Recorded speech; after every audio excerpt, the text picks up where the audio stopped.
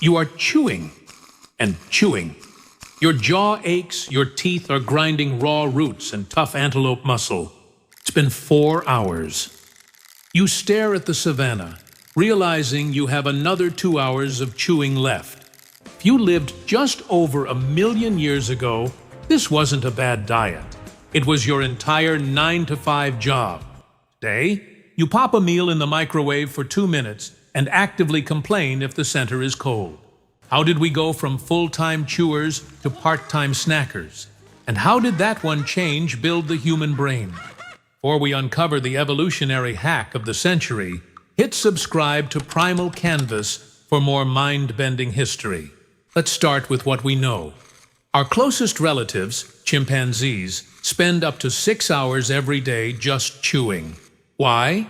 Because raw food is incredibly stubborn. Breaking down tough plant cell walls takes massive mechanical effort. Now, meet your brain. It makes up only 2% of your body weight, but aggressively steals 20% of your energy. From a biological standpoint, you shouldn't exist. You literally cannot physically chew enough raw food in 24 hours to keep that brain running. So, how did our ancestors survive? Just eat more? There simply aren't enough daylight hours to chew without getting eaten yourself. Find better raw food? Even the sweetest wild fruits and tenderest raw meats leave you at a caloric deficit. Our ancestors were caught in an evolutionary trap. To get smarter, they needed a bigger brain. But a bigger brain demanded impossible calories. Needed a way to extract more energy in less time without chewing their teeth down to dust. They needed an external stomach. And lucky for us, they found one. About 1,000,000 years ago, give or take, our ancestor Homo erectus did something completely insane. They didn't run away from a wildfire. Instead, they grabbed a burning branch, brought it home, and accidentally dropped a tough piece of meat into the flames. Instead of ruining dinner, the fire transformed it. Suddenly, that rubbery muscle practically melted in their mouths. In 2009, Harvard primatologist Richard Wrangham proposed the cooking hypothesis. He argued that cooking wasn't just a cultural upgrade, it was a biological necessity. Here is what happens when you cook. Heat breaks down the tough cell walls of plants and untangles the complex proteins in meat. Think of a campfire as the world's first food processor. It does the mechanical heavy lifting so your teeth don't have to. Cooking unlocks up to 30% more calories from the exact same piece of food, and it takes a fraction of the time to eat. Wrangham realized that fire acts as an external stomach. You are literally digesting your food outside of your body before swallowing it. For the first time in primate history, our ancestors weren't spending 6 hours a day chewing. They actually had free time. And nature, being the ultimate ruthless efficiency expert, immediately started making cuts. If you don't need massive jaw muscles to crush raw roots, stop growing them. Over generations, the heavy ape-like jaws of our ancestors began to shrink. It's physically created more room in the skull. But a smaller jaw was just a minor side effect of the fire hack. Real game changer was what we did with all those massive, newly unlocked calories. The body no longer struggling to break down raw fibers, a massive amount of evolutionary budget was freed up. But to afford a giant brain, the body had to trade away another massive, energy-hungry organ. And you're sitting on it right now. To power a hungry brain, evolution had to aggressively downsize something else. Enter your digestive tract. Look at a gorilla. That massive, majestic belly isn't fat. It's actually a giant fermentation tank designed to slowly rot raw leaves all day. In 1995, scientists Leslie Aiello and Peter Wheeler called this the expensive tissue hypothesis.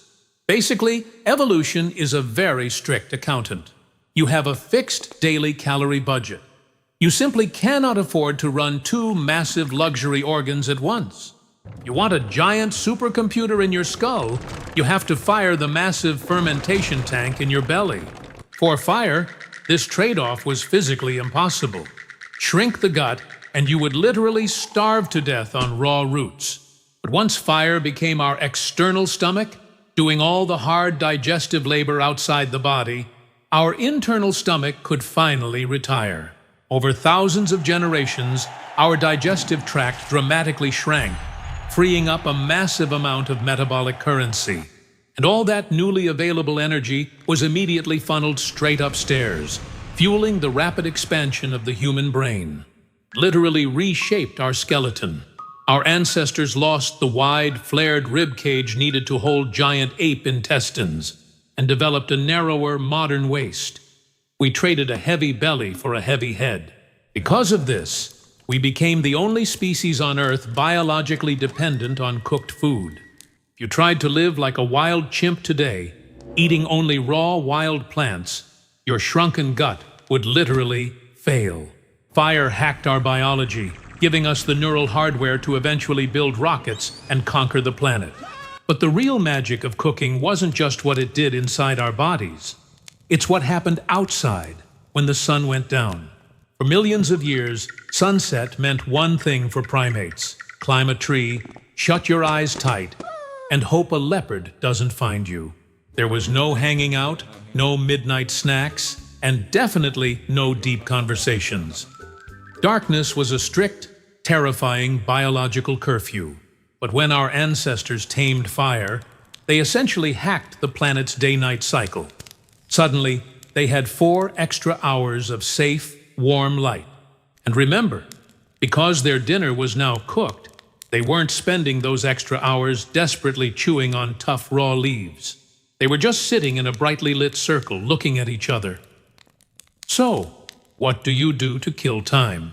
In 2014, anthropologist Polly Wiesner studied the Jew Huansi Bushmen of Africa to see exactly how fire changes human interaction. She found that during the day, conversations are purely practical. People talk about hunting, working, and complaining about their neighbors. But at night, around the campfire, everything changes. 81% of their conversations shift entirely to storytelling, myths, and jokes. The campfire was humanity's first social network. It was the original algorithm designed to sync our big new brains together.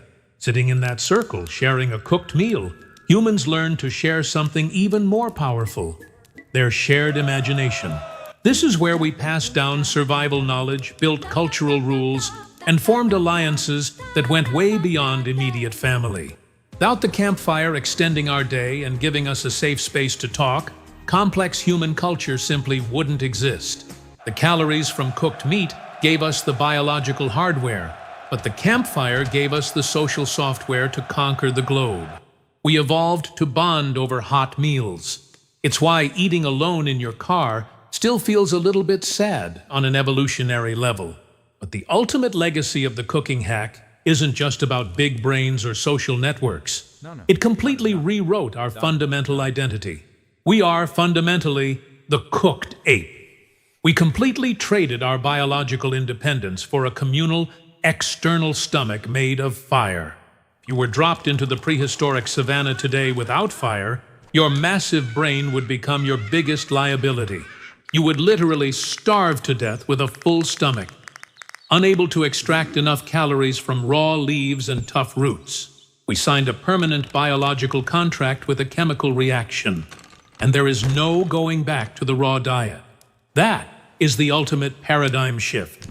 The fire didn't just cook our meals. Over 1 million years, it cooked us, reshaped our jaws, shrank our intestines, expanded our skulls, and forced us to sit together and talk in the dark. So the next time you are standing impatiently in your modern kitchen, waiting 2 minutes for the microwave to beep, and complaining that the center of your meal is still slightly cold, take a moment to look at your food. Think back to our ancestors. Think about that aching jaw, the endless chewing, and the constant fear of the dark.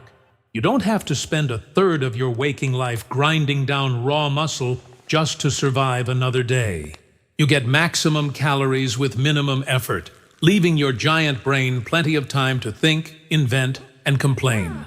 Every hot dinner you eat is a direct biological tribute to the very first apes who decided not to run away.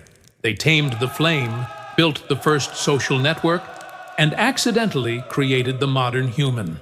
Now, while the exact timeline of when we first tamed fire is still fiercely debated by scientists, its impact is undeniable. If you want to uncover more evolutionary cheat codes that shaped your life, hit subscribe to Primal Canvas right now.